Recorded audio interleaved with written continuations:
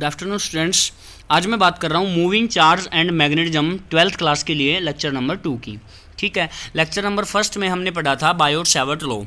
Biot Savart law को जो law का जो फार्मूला आया था, जो सिंपल फार्मूला आया था dB = μ0/4π ideal sine theta by r square, मतलब ये स्केलर फॉर्म है। ठीक है, जनरल फॉर्म बोल सकते हैं। ये केवल मैग्नीट्यूड देगी, ओनली मैग्नीट्यूड। ठीक है, और एक बात ये आपने पहले लेक्चर में ही पढ़ ली थी कि Biot Savart law applicable only small element current. ठीक है, मैं किसी वायर में करंट जा रखा है और उसका कोई एक छोटा सा एलिमेंट लेंगे और उसके रिस्पेक्ट में मैग्नेटिक फील्ड निकालेंगे। ठीक है, तो ये बात हमने कर ली थी।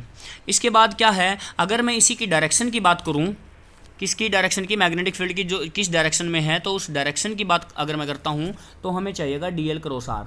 मतलब जिस वायर में, जिस कंडक्टर में करंट गया था I और उसका जो एलिमेंट लिया था DL, ठीक है, और जिस पॉइंट पे मैग्नेटिक फील्ड निकाल रहे हैं, कितनी डिस्टेंस पे निकालें, R डिस्टेंस पे, तो ये एंगल थीटा है इनके बीच में, तो DL और R के बीच में, ठीक है, यानी DL क्रॉस R हमें क्या देगा, डायरेक्शन देगा। वही मैंने यहाँ पे जो है बना रखा है ये।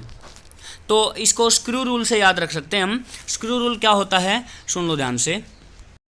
मतलब DL पे, यहाँ पे जहाँ पे एलिमेंट लिया था आपने छोटा सा, वहाँ पे स्क्रू रख लो और उसकी यानी R जो था, R ये है डिस्टेंस, ये R है और ये DL था छोटा सा एलिमेंट। DL पे स्क्रू रखो और R की तरफ घुमा दो। ठीक है, वो राइट मतलब ये है स्क्रू रूल है, और उससे हम इसकी डायरेक्शन को स्पेसिफाई कर सकते हैं, डिटरमाइन कर सकते हैं। ठीक है, मैं एक बार बता भी रहा हूँ कैसे।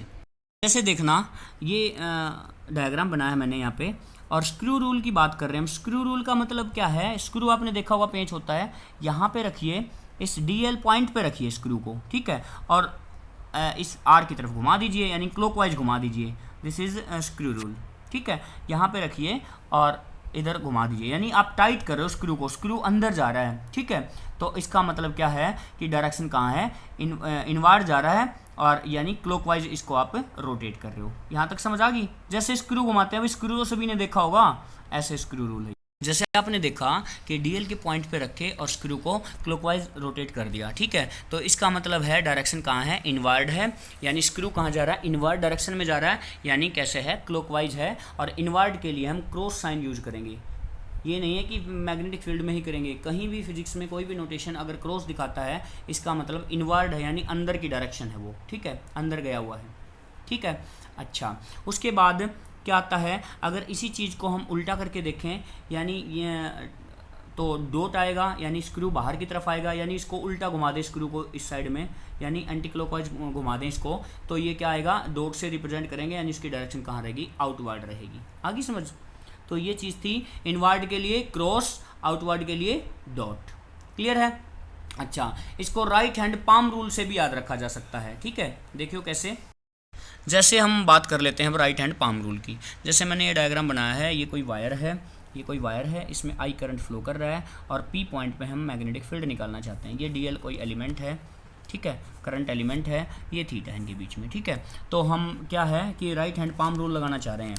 तो राइट हैंड पाम रूल में होता क्या है, पाम रूल में ये अंगूठा अपने करंट की डायरेक्शन में रखो। ठीक है, और पाम, ये जो पाम है, हथेली है, अंगूठे को सीधा रखो करंट की डायरेक्शन में, और जो ये हथेली है, पाम है, इनको मोड़ो, इनको उंगलियों को मोड़ो। हाँ, जहाँ पे उंगलियाँ मुड़ेंगी ना, वो मैग्नेटिक फील्ड की डायरेक्शन होगी। क्लियर है, आगे समझ। अगर करंट नीचे की डायरेक्शन में जाता है तो उंगलियों को मोड़ो, हाँ, ये ऐसे करंट जाएगा। ठीक है, ऐसे कौन सी डायरेक्शन होती है, क्लॉकवाइज, और ऊपर ऐसे मोड़ेंगे तो ये एंटी क्लॉकवाइज। ठीक है, तो ऐसे हम इसकी डायरेक्शन को स्पेसिफाई। तो बच्चों, आपको समझ आया। राइट हैंड में पाम रूल में क्या होता है कि अपने अंगूठे को करंट की डायरेक्शन में रखो, फिर अपना पूरा हाथ खोलो और उंगलियां जहाँ पे मुड़ेंगी ना, आपकी कर्ल करेंगी उंगलियां। ठीक है, कर्ल ऑफ फिंगर जहाँ पे होंगी वो मैग्नेटिक फील्ड की डायरेक्शन होगी। ठीक है, तो क्रॉस मार्क मैंने आपको बता दिया कि cross represent for inward direction and dot represent for outward direction. तो अभी तक हमने क्या बात की है, एक तो बात की है Biot Savart law, dB = μ0/4π ideal sine theta by r square. ठीक है, और उसके बाद हमने क्या बात की है कि उसकी डायरेक्शन कैसे देखेंगे, यानी अगर उसकी डायरेक्शन की बात करनी होगी तो क्या करेंगे, DL क्रॉस R करेंगे, DL पे स्क्रू रख लेंगे और R की तरफ उसको घुमा देंगे। ठीक है, डीएल पे स्क्रू रख के आर की तरफ घुमा देंगे। अगर स्क्रू अंदर घूमता जाता है यानी क्लॉकवाइज डायरेक्शन है तो क्या होगा, क्रॉस मार्क से दिखाएंगे, और एंटी क्लॉकवाइज होगी तो किससे दिखाएंगे, डॉट से दिखाएंगे। ऐसे ही फिर मैंने आपको राइट हैंड पाम रूल भी समझा दिया, ठीक है। इसके बाद क्या है कि अगर बायोट सेवर्ट लॉ की वेक्टर फॉर्म देखी जाए तो वेक्टर फॉर्म क्या होती है, mu not by 4 pi I DL cross R, जो डायरेक्शन देगा DL cross R divide by R cube. Clear है भाई, मतलब वेक्टर फॉर्म में क्या लिखते हैं, यूनिट वेक्टर आर से मल्टीप्लाई करना होता है, ठीक है। मैं एक बार पूरा फॉर्मूला लिख के दिखा रहा हूँ आपको। देखो वेक्टर फॉर्म में क्या होता है, mu not by 4 pi I D L, ठीक है, sine theta divide by R square into unit vector R. Clear है। और आर यूनिट वेक्टर को कैसे खोला जाता है, मैथ में आपने पढ़ रखा है, आर का वेक्टर डिवाइड बाई आर का मैग्नीट्यूड। तो नीचे आर एक और आ गया, आर की 2 ये थी, आर की 3 होगी नीचे, आर की पावर 3, ठीक है। तो इसलिए मैंने लिखा है, आप डायरेक्ट याद कर सकते हैं, I DL sine theta divide by R square, तो ये सिंपल फॉर्म है, और I DL cross R divide by R cube है। आगे समझ। और ये भी बात कर ली थी, म्यू नॉट बाई 4 पाई की वैल्यू कितनी होती है, 10⁻⁻⁷। अब अगर क्वेश्चन है, छोटा सा हल्का फुल्का क्वेश्चन है, कोई वायर है, इसमें करंट जाता है आई, ठीक है, और यहाँ पे पी पॉइंट है, तो पी पॉइंट पे मैग्नेटिक फील्ड निकालनी है, तो क्या आप राइट हैंड पाम रूल लगा के निकाल सकते हैं इसको। करंट की डायरेक्शन में क्या रखोगे, अंगूठा, ठीक है।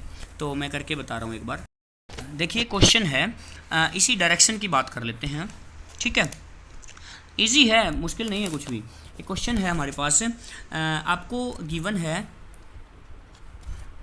है कि इधर करंट मूव कर रहा है, ठीक है, इधर करंट फ्लो कर रहा है, ये करंट की डायरेक्शन है, और यहाँ पे क्या है, पी पॉइंट है, ये करंट की डायरेक्शन है, यहाँ पे पी पॉइंट है, ठीक है। तो पी पॉइंट पे मैग्नेटिक फील्ड निकालनी है, और यहाँ ये जो डीएल एलिमेंट है, डीएल, यहाँ से ये डिस्टेंस आर है, आपने मैग्नेटिक फील्ड निकालनी है, ठीक है। तो समझना डायरेक्शन को, अपने करंट की डायरेक्शन में क्या रखना होता है, right hand palm rule. Current की डायरेक्शन में क्या रखोगे, अंगूठा। करंट कहाँ था, ये इधर, ये दिखाना, करंट की डायरेक्शन कहाँ थी, ये इधर थी, ठीक है। तो करंट की डायरेक्शन में अंगूठा रखो और कर्ल ऑफ फिंगर कर दो, ठीक है। तो यानी डायरेक्शन कहाँ आ रही है मैग्नेटिक फील्ड की, मैग्नेटिक फील्ड की डायरेक्शन कौन बताएगा, कर्ल बताएंगी, यानी आउटवर्ड डायरेक्शन आ रही है, ठीक है। वेरी गुड, तो मेरे ख्याल से क्लियर हो गया। तो इसकी क्या है, डायरेक्शन क्या है, आउटवर्ड है, मैंने ये सारा लिख रखा है, ठीक है, आउटवर्ड डायरेक्शन है। और आउटवर्ड डायरेक्शन को किससे रिप्रेजेंट करते थे, डॉट से। आया समझ, ठीक है। नेक्स्ट क्या है, इसी में नेक्स्ट बता रहा हूँ, अगर आपके पास कोई क्वेश्चन है कि करंट की डायरेक्शन, करंट नीचे की डायरेक्शन में है, ये वाला, ये नेक्स्ट बनाया मैंने, जो करंट की डायरेक्शन नीचे है, ये आपका पास पॉइंट है, ये आर है, और इसमें डायरेक्शन कहाँ बताएंगे, राइट हैंड रूल लगाओ, यहाँ पे अंगूठे को इसमें क्या है कि अंगूठे को कहाँ रखेंगे, करंट की डायरेक्शन में रखेंगे, ठीक है।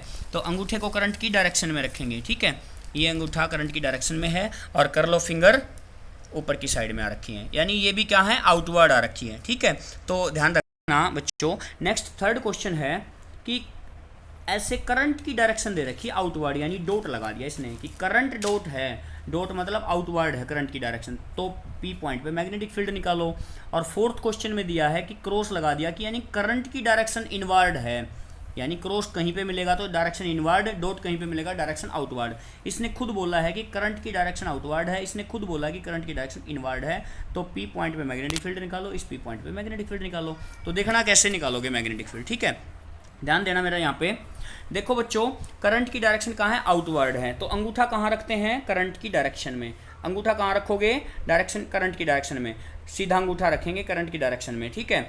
और कर्ल ऑफ फिंगर मोड़ दो, फिंगर कहाँ मुड़ेंगी, हाँ, जहाँ पे फिंगर जा रही हैं उधर क्या है, मैग्नेटिक फील्ड की डायरेक्शन है। तो मैग्नेटिक फील्ड की डायरेक्शन क्या है, इसके जस्ट राइट एंगल पे, मतलब परपेंडिकुलर होते हैं ये, याद रखना, ठीक है, परपेंडिकुलर होते हैं। मैं आगे बताऊंगा अभी आपको कैसे, कि B perpendicular to D L, magnetic field perpendicular current element के, यानी बी मैग्नेटिक फील्ड है ना परपेंडिकुलर डी आर के, ऐसा भी बोल सकते हैं, ठीक है। अब दूसरे केस में आते हैं कि देखो करंट कहाँ पे गया हुआ है, क्रॉस लगाया है, क्रॉस का मतलब इनवर्ड, करंट गया है अंदर, ठीक है, अंदर गया है, तो मैग्नेटिक फील्ड की डायरेक्शन कर्ल कर दो, उंगलियों का कर्ल कर दो, ठीक है। मैग्नेटिक फील्ड की डायरेक्शन यहाँ पे आएंगी, यानी ये करंट इनवर्ड जाएगा तो मैग्नेटिक फील्ड की डायरेक्शन ऐसे, जहाँ पे आपकी कर्ल आएंगी, ठीक है। तो ऐसे करके हम मैग्नेटिक फील्ड की डायरेक्शन बता सकते हैं। आशा है आपको आज का लेक्चर समझ आया होगा। ठीक है, आप एक बार करके देखना, राइट हैंड पाम रूल को समझना और स्क्रू रूल भी एक बार पढ़ के देखना अच्छे से, और इन दोनों रूल को अच्छे से रिवाइज करना। ओके, आज के लिए इतना ही है। Thank you for this.